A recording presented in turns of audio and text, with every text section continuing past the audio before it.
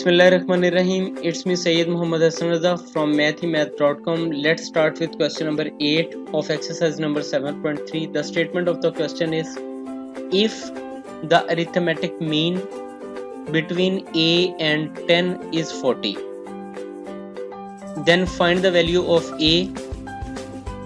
अब इस क्वेश्चन के अंदर ये बड़ा सिंपल सा एक क्वेश्चन है. इसके अंदर बेसिकली कहा यह गया है कि A और 10 का अरिथमेटिक मीन जो है वो 40 है. तो ये बड़ा क्लियर होगा आपको कि आपके पास अरिथमेटिक मीन का जो फार्मूला होता है वो A प्लस बी ओवर 2 होता है. सो यहाँ पे A की जगह A आ जाएगा, B की जगह जो होगा वो 10 आ जाएगा. So A plus 10 over 2 is equal to 40 आ जाएगा. अब यहाँ पे 2 डिवाइड हो रहा है, इक्वल साइन के दूसरी साइड पर जाके ये मल्टीप्लाई हो जाएगा, यानी A plus 10 is equal to 40 multiplied by 2. So A plus 10 is equal to 80 आ जाएगा. यहाँ पे 10 इस साइड पर एड अप हो रहा है, इक्वल साइन के दूसरी साइड पर जाके ये माइनस हो जाएगा.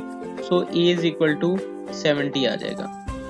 तो अगर अकॉर्डिंग टू द क्वेश्चन अगर हमारे पास A और 10 का जो अरिथमेटिक मीन है ये 40 है, तो A की वैल्यू जो होगी वो 70 आ जाएगी.